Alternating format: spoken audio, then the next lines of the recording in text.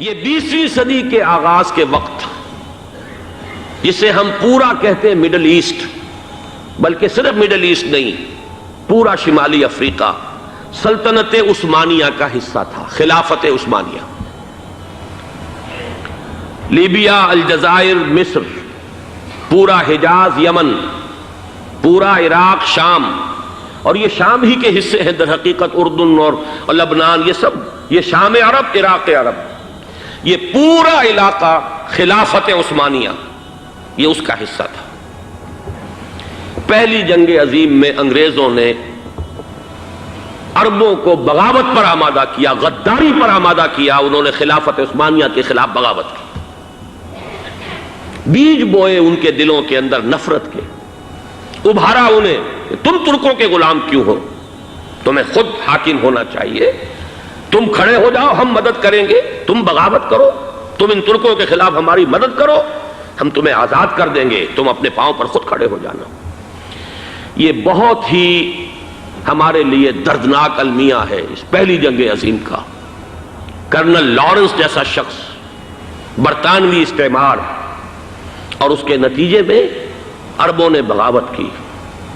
اور اس قدر دردناک بات آپ کو بتا رہا ہوں، میں پہلی مرتبہ جب سن 62 میں حج کے لیے گیا مدینہ منورہ میں، ابھی وہ ریل کے انجن کھڑے ہوئے تھے۔ یہ ترکی کے زمانے میں، سلطنت عثمانیہ کے زمانے میں بغداد سے مدینے تک ریلوے لائن تھی۔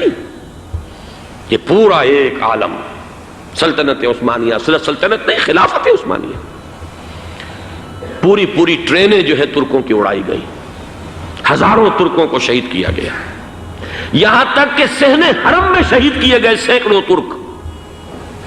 یہ جرم تھوڑے نہیں ہے، معمولی نہیں ہے۔ آج جس کی سزا مل رہی ہے، معلوم ہونا چاہیے کہ وہ جرائم کون کون سے تھے۔ اب بھی جو لوگ گئے ہیں انہوں نے دیکھا ہوگا، ترکی کا قلعہ موجود ہے اوپر پہاڑی کے اوپر، حرم کا جو سب سے بڑا دروازہ ہے باب ملک عبدالعزیز، اس کے سامنے ایک لائبریری ہوتی تھی، اب تو غالباً وہ بھی گرا دی گئی ہے، اس کے پیچھے پہاڑی پر ترکوں کا قلعہ ہے پرانا، اس پر توپیں موجود تھیں۔ جب بغاوت ہوئی ہے، جو حرم میں آئے ہوئے تھے ترک فوجی، ظاہر بات ہے نہتے، وہ تو نماز پڑھنے آئے ہوئے تھے، ان کو وہاں ذبح کیا گیا ہے۔ اور ترکوں نے اپنی توپیں استعمال نہیں کی کہ کہیں بیت اللہ کو کوئی گدن نہ پہنچ جائے۔ بہرحال یہ غداری ہوئی ہے پہلی جنگ عظیم کے دوران، اور نہ صرف ترکوں کے، عربوں نے کی ہے۔ جیسا کہ میں نے کہا تھا، دو ہیں سب سے بڑے مجرم روئے ارضی کے اوپر امت مسلمہ کے طبقات۔ ہمارا پنجابی سپاہی بھی جا کر انگریزوں کی مدد کر کے ایلن بی کو قبضہ جو لے کر دیا بغداد کا، اس میں ہمارے مسلمان پنجابی سپاہی بھی شامل تھے۔ یہ خون چکاں باب ہے ہماری تاریخ کا اس صدی کا۔ لیکن اس کے بعد سلطنت عثمانیہ کے ٹکڑے ہو گئے، چیتھڑے ہو گئے۔ ایک انگریز نے لکھا ہے یہ جملہ، زہر میں بجھا ہوا جملہ، کہ تاریخ میں یہ بات ثبت ہو جائے گی کہ ایک انگریز نے اس سلطنت کے ٹکڑے کر دیے کہ جو عمر فاروق نے قائم کی تھی رضی اللہ تعالیٰ عنہ۔ یہ پورا عالم، یہ تمام علاقہ کس نے فتح کیا تھا؟ یہ بات ہاتھ بدل گئے تھے، پھر ترک آ گئے، خلافت عثمانیوں کے پاس چلی گئی، لیکن یہ سلطنت تو حضرت عمر رضی اللہ تعالیٰ عنہ کے زمانے سے چلی آ رہی تھی۔ اس کو ایک انگریز کرنل نے، اور اس نے بغاوت پہ آمادہ کر کے عربوں کو اور ترکوں کے پیٹھ میں چھرا ڈھپوا کر ان کے ذریعے سے اور ٹکڑے کر دیے۔ لیکن جب جنگ ختم ہوئی، اب انہوں نے کہا کہ اب ہمیں آزادی دیجئے، تو اب انہیں معلوم ہوا کہ غداروں کو دنیا میں کیا ملتا ہے۔ ٹکڑے کر دیے گئے۔ یہ حصہ عراق یہ انگریز کے پاس رہے گا، شام کا یہ علاقہ یہ فرانسیسیوں کے پاس رہے گا، مصر پر انگریزوں کا تسلط رہے گا، لیبیا اطالویوں کے پاس رہے گا۔ لے دے کر یہ جو علاقہ تھا حجاز، چونکہ وہاں کچھ تھا ہی نہیں، بوادٍ غیر ذی زرع، یہ عربوں کے پاس چھوڑ دیا گیا۔ اس وقت جو بادشاہ ہیں شاہ حسین اردن کے، ان کے دادا سب سے بڑے غدار وہی تھے، لہذا ان کو اس علاقے کی بادشاہت دے دی گئی۔ اس کے بعد نجد سے ایک تحریک اٹھی ہے، وہ سعودی جو خاندان ہے وہ نجد سے اٹھا ہے۔ نجد میں اس وقت کچھ بھی نہیں تھا، وہ تو صرف ریت کے تودے تھے اور کچھ بھی نہیں، لہذا ادھر کسی استعماری قوت کو دیکھنے کی ضرورت ہی نہیں تھی۔ وہ تو بعد میں تیل برآمد ہوا اور اس کی حیثیت ہو گئی، اور یہ امارات کا علاقہ جو ہے اس کی دنیا میں اب گویا کہ یوں سمجھیے کہ جو سب سے زیادہ اہم علاقے ہو سکتے ہیں روئے ارضی کے نقشے پر، ان میں سے ایک وہ ہو گیا. لیکن یہ اس وقت کی بات میں کر رہا ہوں، کوئی حیثیت نہیں تھی، لہذا اس کو چھوڑ دیا گیا. یہ ہے تاریخی پس منظر، یہ لکیریں جو کھینچی گئی ہیں. یہ ایک ملت اسلامیہ کو جو قومیتوں میں تقسیم کیا گیا، پھر نعرے لگوائے گئے المصر للمصریین الشام للشامیین.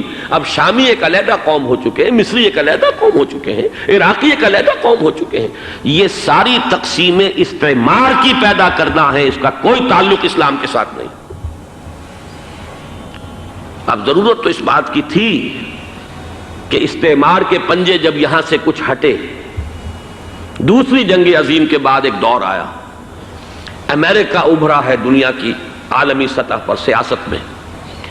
اس کے ہاں کچھ آزادی کے تصورات تھے، اس نے بھی سپورٹ کیا.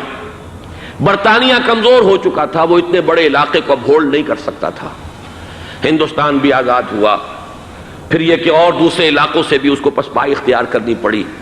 استعمار کے پنجے جس طرح بھی ہوئے، ان کے سینوں سے، عربوں کے سینوں سے جو ہے گویا کہ وہ ہٹے.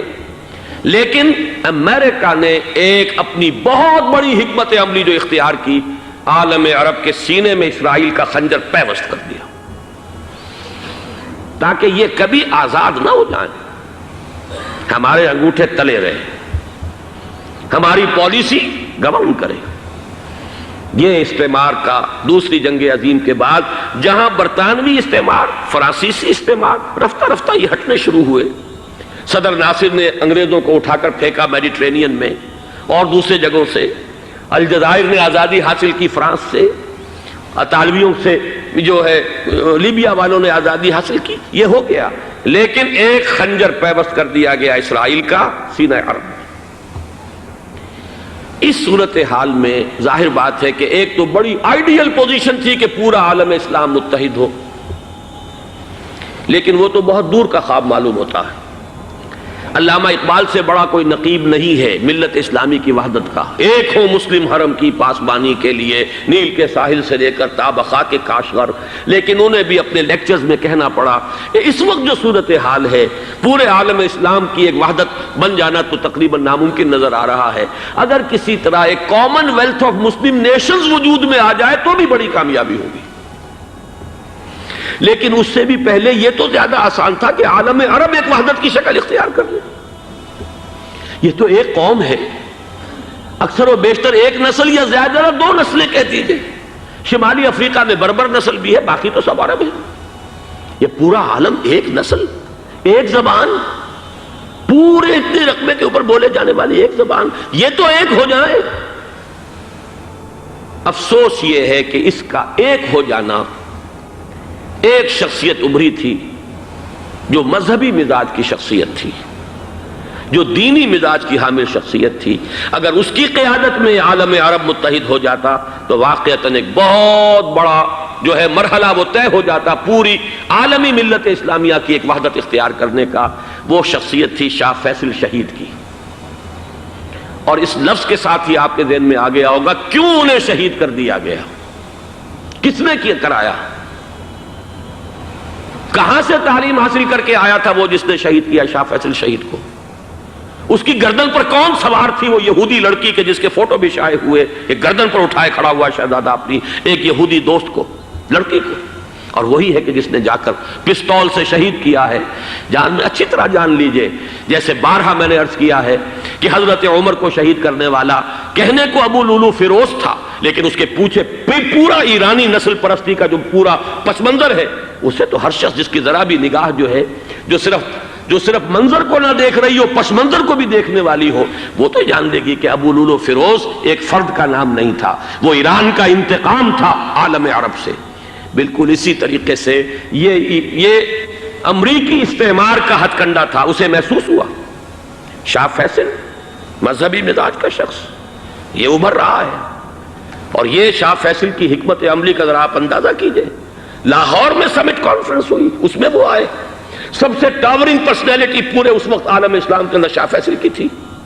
اور وہ گویا کہ ایک بہت ہی جس کو کہا جائے کہ ایک بہت ایلڈرلی، ایک بزرگانہ ایک شخصیت جو ہے، اور انہوں نے اپنے دولت کے دروازے، عرب میں وہ مشہور تھے کہ نہایت خسیس اور بخیل انسان ہے، اس لیے کہ وہاں وہ خرچ کرتے تھے حساب کتاب کے ساتھ، لیکن ان کے خزانے کھلے ہوئے تھے عالم اسلام کے لیے، ادھر بھی مدد ہے، ادھر بھی مدد ہے، ادھر بھی کام ہو رہا ہے، ادھر بھی کام ہو رہا ہے۔